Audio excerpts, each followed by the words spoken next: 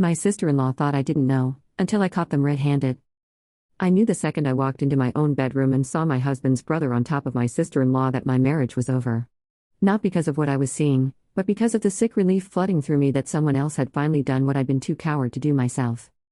John and I had been together 8 years, married for 5. He was everything you're supposed to want: stable job, good with our twin daughters, never forgot anniversaries. But somewhere along the way, I started feeling like I was suffocating in beige wallpaper and Sunday dinners with his family. His brother Marcus would show up to these dinners with his wife Lily, and while John discussed mortgage rates, Marcus would catch my eye across the table and smirk like he could read my mind. It started so stupidly. A text asking if John left his charger at their place. Then another asking what I thought about Lily's new haircut. Then late-night messages about how family dinners were torture and how he understood me. I told myself it was harmless. Just someone who got how trapped I felt. The first time we K-dots was at his house while Lily took the kids to the park and John was working late. I drove over with some excuse about returning a casserole dish. Marcus answered the door shirtless and said he'd been waiting for me to show up eventually. When he pulled me inside, I felt alive for the first time in years. For 3 months, I lived a double life. Sneaking out during the girls' nap time, lying about grocery runs that took 2 hours, deleting text threads. Lily would hug me at family dinners and call me her favorite sister while I nodded and smiled with Marcus's taste still in my mouth from that afternoon. The kids started asking why mommy was always on her phone. John started asking why I was so tired all the time. I told him I was stressed about work, about the house, about everything except the truth. He believed me because he trusted me completely. That trust felt like acid every time he K-dots my forehead goodnight. I knew Marcus was using me. He'd cancel last minute if Lily wanted to do something. He'd ignore my texts for days then show up demanding I drop everything. But I told myself I deserved this excitement, this passion, this feeling of being wanted instead of just needed. The day everything imploded, Lily had taken the kids swimming. I thought John was at work for another hour. I was at Marcus's house, in his bed, when we heard the front door slam. Lily's voice echoed up the stairs, "Marcus?" I forgot Emma's floaties. We scrambled to get dressed, but she was already coming up the stairs. Marcus shoved me toward the master bathroom and I crouched behind the door like a teenager, listening to him lie to his wife's face about taking a nap. But Lily knew. I could hear it in her voice when she asked why the bedroom door was locked. Why his hair was messy. Why he was acting weird. She found me when she went to grab aspirin from their bathroom cabinet. Just opened the door and there I was, half-dressed, shaking, caught like the pathetic coward I'd become. Lily didn't scream. She didn't cry. She just looked at me for a long moment and said, "John's going to want to see this." She called him right there, told him to come to Marcus's house immediately, that there was something he needed to see. Then she sat on their bed and waited, while Marcus paced and I stood there knowing my entire life was about to end. When John walked in 20 minutes later and saw me still fixing my clothes in his brother's bedroom, his face went completely blank. Not angry. Not hurt. Just empty. He didn't ask questions. Didn't demand explanations. He looked at me once, then at his brother, then turned around and left. I followed him to the driveway, begging him to let me explain, but he got in his car without looking back. Lily appeared beside me and said, "I already called my lawyer. I suggest you do the same." That was it. 8 years, over. No screaming match, no dramatic confrontation. Just the sound of his car driving away and the knowledge that I'd burned down everything good in my life for someone who was probably already planning how to blame this all on me. Part 2.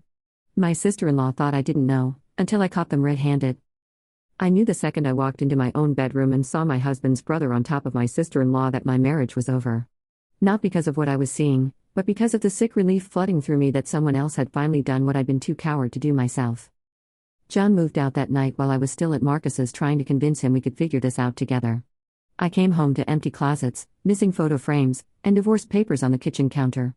He'd taken the girls to his parents' house. Lily filed for divorce the same day. Within a week, she told everyone. John's family cut me off completely. My own family was so mortified they could barely look at me. Friends stopped returning calls. The school moms whispered when I dropped the girls off, when I could even get them. Marcus disappeared the moment things got complicated. Blocked my number, avoided places he knew I'd be, acted like those 3 months never happened. When I cornered him at the grocery store, he actually had the nerve to say Lily finding out was probably for the best and maybe we should take a break. The custody hearing was brutal.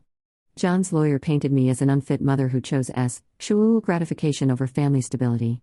They brought up every lie I'd told, every time I'd left the kids to meet Marcus, every moment I'd prioritized the affair over being present for my daughters. I lost primary custody. The girls would live with John and visit me every other weekend, if they wanted to. Emma, who was 6, asked me during our first weekend visit why Daddy cried all the time now. Lily, always the serious one, asked if it was true that I didn't love Daddy anymore.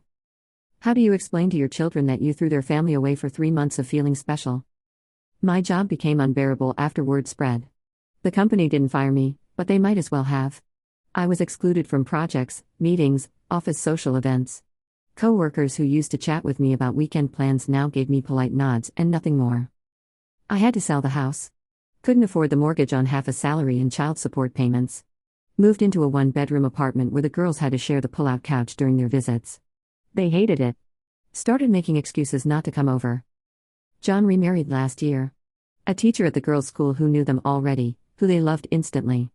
I watched Emma be a flower girl at their wedding through social media posts that I wasn't blocked from. She looked happier than I'd seen her in years. I tried dating, but what was I supposed to say? Hi, I'm recently divorced because I destroyed my family for my brother-in-law? The few men I did meet lost interest fast once they got the real story. Word gets around in a town this size.